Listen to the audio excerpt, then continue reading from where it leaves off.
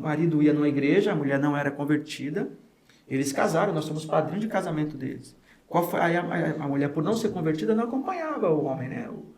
Aí aconteceu a orientação. Não, larga que ela não é para você não, é a mulher de Deus, larga. E ele largou.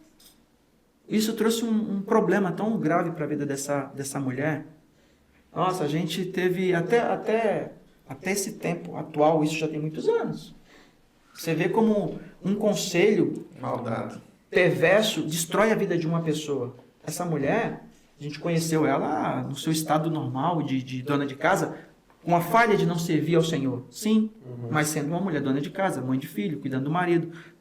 Mas exemplar dona de casa. Com essa falha. Essa orientação vinda daquela figura de líder gerou uma traição. Consequentemente, uma separação por parte do homem. E o que aconteceu? Uma depressão, drogas, rua, abandono de muitos anos. Uma mulher com uma vida normalzinha, você olhar num dia para o outro, está no crack. No crack.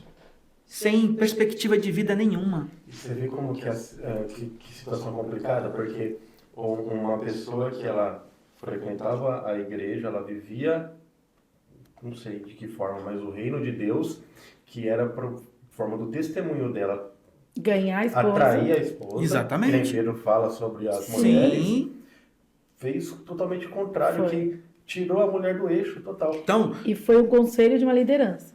De um pastor, né, vamos assim dizer. A gente precisa falar isso por quê? Porque, infelizmente, aquilo que você falou, tem gente que não lê Bíblia. Ah, mas é líder, é não sei o quê. Não importa. E quer dar conselho. Quer dar conselho, se não consegue conduzir a própria vida. Isso é um grande problema.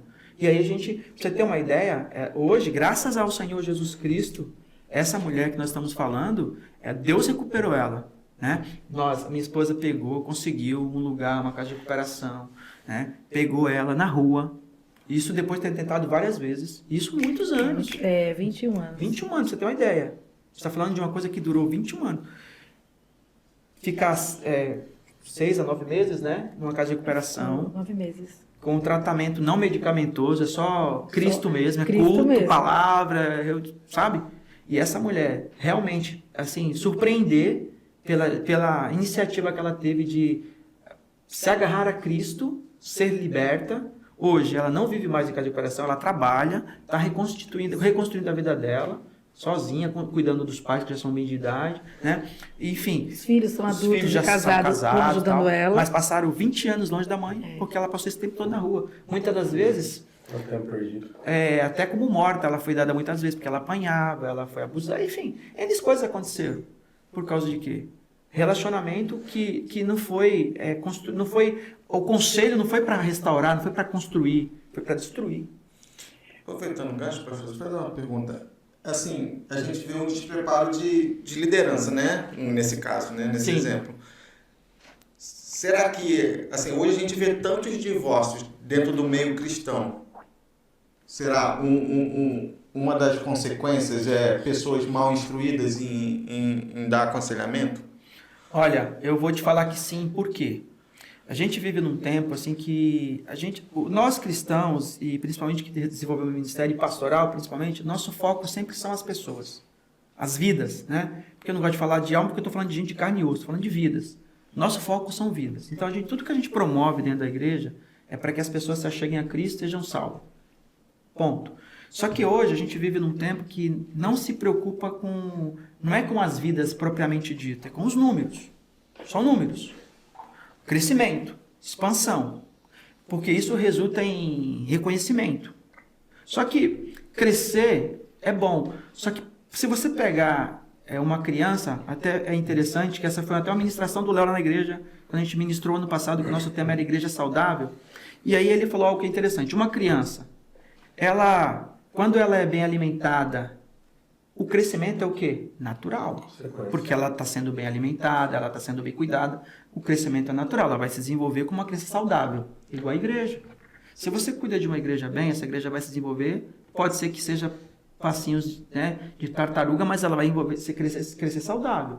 Como hoje o crescimento ele acaba sendo exponencial, e aí não se prepara às vezes para o crescimento. E quando vem, tipo assim, o encontro é cultos ou momentos esporádicos. Como a minha esposa falou de casais, estão ali.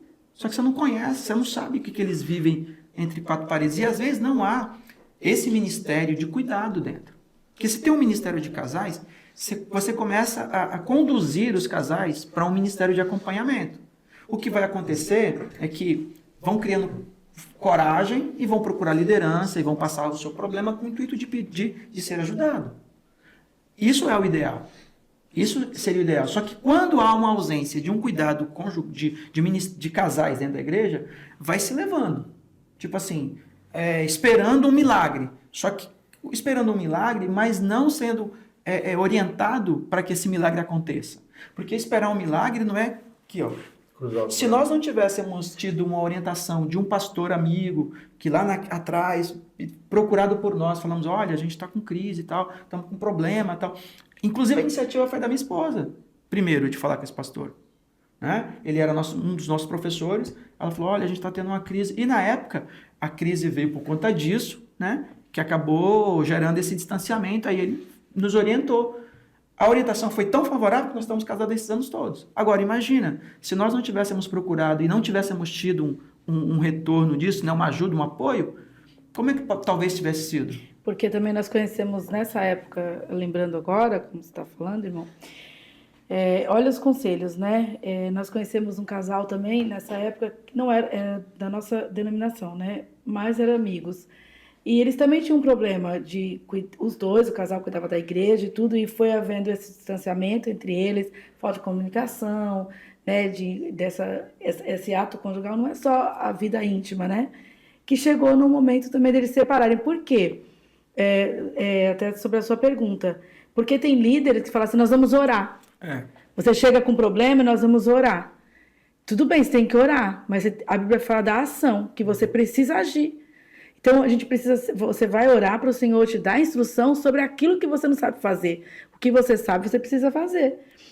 O nosso caso, a gente precisou sentar com esse nosso amigo, graças a Deus, pastor, que ele era nosso professor e nos instruiu. Depois ele esteve lá, a gente conversou com ele, e a gente entender que a gente precisava falar não só agora da igreja, mas de nós dois. Mudar hábitos. Mudança de hábitos. Agora, se só orasse, Deus não podia fazer? Poderia.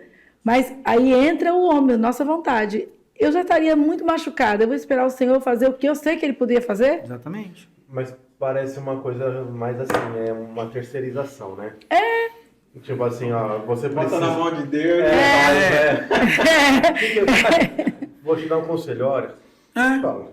O cara vai falar assim, pô, Mas você acha que... orar, você não erra, né? Você ora, mas só que Mas você não acha que quando uma pessoa fala assim, vamos orar, mas você continua orando, você acha que essa pessoa cristã, nós estamos falando de pessoas casais cristãos, já não está orando?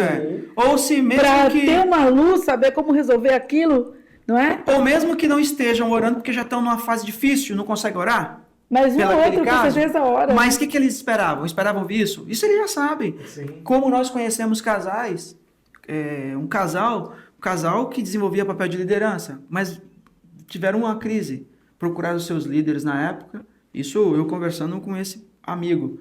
E quando recebeu a visita dos seus líderes, foi essa fala, orou, foi embora, achou que ficou tudo bem.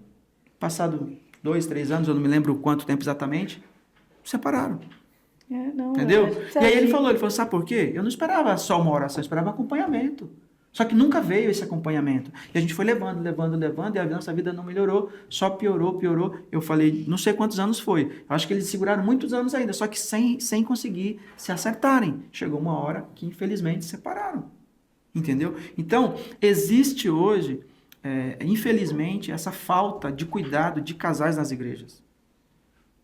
Infelizmente. Porque, assim, a vida de pastores, ela é corrida. Ela é corrida, muito corrida. A gente às vezes fala até que a gente gostaria de fazer mais do que a gente faz, mas é porque o tempo realmente limitado. Só que tem coisas que você não pode falar assim, não, deixa para depois. Não dá. Porque um casal em crise, eles não estão em crise do dia anterior àquele dia que eles te procurou. A crise já vem há muito tempo. Para chegar, para pedir ajuda, entendeu? Chegou um nível que... Ou mesmo não pediu, mas a gente perceber... Ou mesmo, exatamente, não pedir, mas a gente identificar. E às vezes quando já chega, já é no último fim da corda. Exatamente. Eles já não estão, eles já estão exatamente, já desistindo mesmo. Tipo assim, vou lá só por ir. Pra falar que a gente não passou pelo... Não passou, porque eu não tô acreditando mais nessa relação. Às vezes já decidida separar só atrás de uma bênção, né? Exatamente, Exatamente. exatamente. Então, realmente